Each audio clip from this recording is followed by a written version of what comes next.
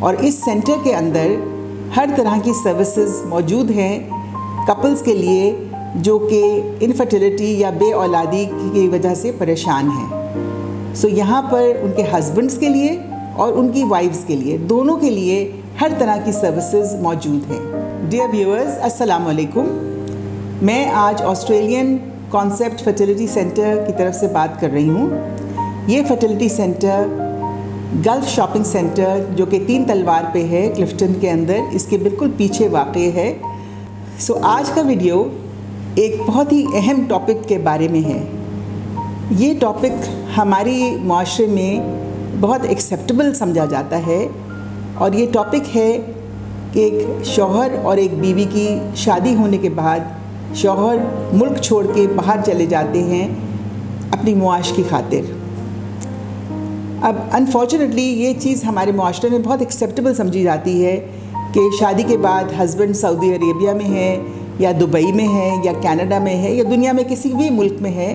اور پھر وہ وہاں پہ سال 2 سال کے بعد پھر واپس آتے ہیں 1-2 مہینے کے لیے اور پھر واپس چلے جاتے ہیں. سو یہ چیز جو ہے وہ جو وائف ہوتی ہیں، جو خاتون ہوتی ہیں، ان کے بھی والدین کے لیے ایکسیپٹیبل ہوتا ہے اور جو شوہر ہوتے ہیں یا ہسبینڈ ہوتے ہیں ان کے بھی والدین کے لیے ایکسیپٹیبل ہوتا ہے.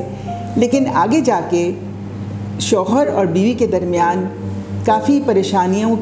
کی باعث بن سکتا ہے. باقی پریشانیوں کے بارے میں تو ہم بات نہیں کریں گے، لیکن آج ہم بات کریں گے کہ اولاد ہونے کے چانسز اور اولاد ہونے کی وجہ میں کوئی رکاوٹ. اب سائنسی طور پہ ہمیں یہ سمجھا جاتا ہے کہ 80% کپلز کی شادی کے فرسٹ 2 ایئرز کے اندر بچے کی پیدائش ہو جاتی ہے. باقی 10% کو ہو سکتا ہے کہ 6 مہینے سال اور لگ جائے اور باقی 10% کو پھر علاج کی ضرورت پیش آ سکتی ہے. لیکن مسئلہ یہ ہوتا ہے کہ اگر شوہر اور بیوی ایک ساتھ نہیں رہ رہے ہیں، اگر شوہر ملک سے باہر رہ رہے ہیں تو پھر یہ چیز ان کے لیے اور بھی پیچیدہ ہو جاتی ہے. اس کی وجہ یہ ہے کہ اگر شوہر یا اس کی بیوی کے اندر کوئی ایسی پرابلم ہے جو کہ وقت کے ساتھ ساتھ اور مزید خراب ہو سکتی ہے اور وہ اس کے بارے میں پتہ نہیں چلتا، اور اگر سال میں اگر 1 مہینے کے لیے ہسبینڈ جو ہے شوہر جو ہے واپس آتے ہیں اور آنے کے باوجود اولاد کی پیدائش نہیں ہوتی، تو اکثر پھر یہ ہوتا ہے کہ گھر والے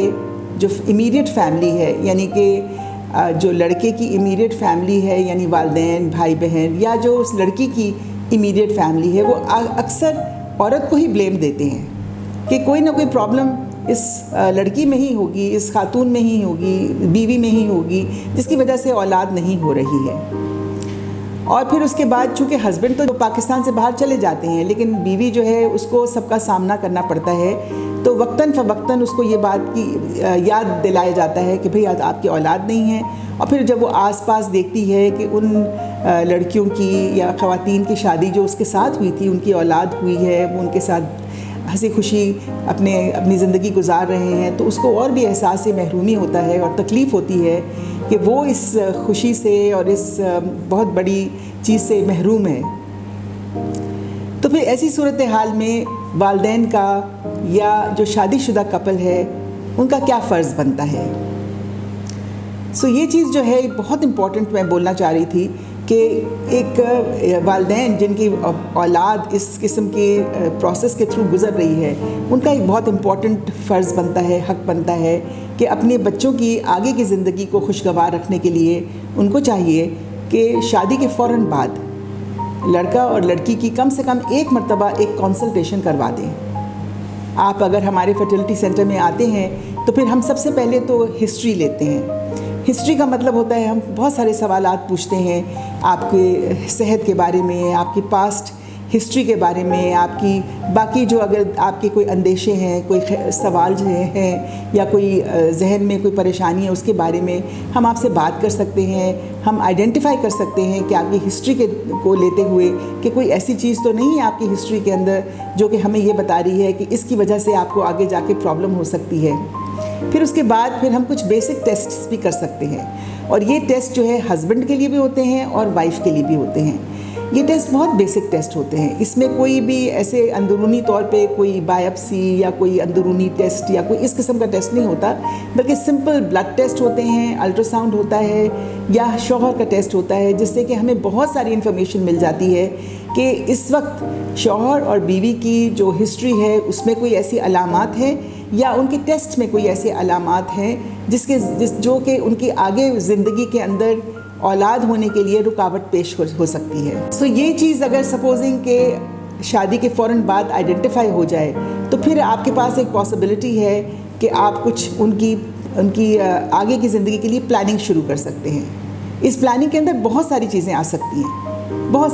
سکتی ہیں. اس میں ہم کچھ دوا بھی دے سکتے ہیں, اور اس میں کچھ علاج ہو سکتا ہے, یا اس میں کچھ ان کو بتایا جا سکتا ہے کہ بھئی آپ اس طریقے سے اپنی زندگی کو پلان کریں, اس طریقے سے آپ اپنی لیوز, اگر آپ کی چھٹی ہونے والی ہے تو اس کو کس طرح سے پلاننگ کریں تاکہ آپ کا میکسیمم چانسز ہوں کہ آپ اپنی زندگی کو, اپنی شادی شدہ زندگی کو مکمل کر سکیں اور آگے جا کے آپ اپنی زندگی کو خوشگوار طریقے سے گزار سکیں. آپ اپنے جو بیٹا ہے اور بہو ہے تو ان کو آپ ایک وزٹ, ایک کنسلٹیشن ضرور کروائیں جس میں ان کی بیسک اسکریننگ ہو سکے اور بیسک ان کی کچھ ٹیسٹنگ ہو سکے, اور اس کے بعد پھر ان کو اس کے مزید ایک مرتبہ پھر آنا پڑے گا تاکہ ان کو جو ٹیسٹ ہوئے ہیں اس کی رپورٹس کو اسٹڈی کر کے ان کو بتایا جا سکے کہ آپ کے آگے جا کے آپ کی زندگی میں آپ کی فرٹیلیٹی یا آپ کے بچے ہونے کی صلاحیت کے بارے میں ہم آپ کو زیادہ بہتر طریقے سے بتا سکیں. اور اگر کوئی پرابلم آئیڈینٹیفائی ہوتی ہے تو اس کے بارے میں بھی آپ کو ہم گائیڈ کر سکیں, آپ کو رائے دے سکیں کہ کس طریقے سے آپ اپنے طور پہ احتیاط کریں یا کوئی علاج کریں تاکہ پھر آگے جا کے آپ کی ایک زندگی نارمل طریقے کی زندگی ہو اور آپ کی فیملی بھی ایک نارمل طریقے کی فیملی ہو جس میں پھر اللہ آپ کو اولاد سے بھی نوازے. اس کے ساتھ ہم آج کا ویڈیو ہمارا اختتام کو پہنچتا ہے, اور انشاءاللہ ہم آپ کے سوالات کے منتظر رہیں گے. اگر آپ کے کوئی سوالات ہوں تو ہم اس کے بارے میں بھی کوئی ویڈیو بنا سکتے ہیں. اپنا بہت خیال رکھیے. خدا حافظ.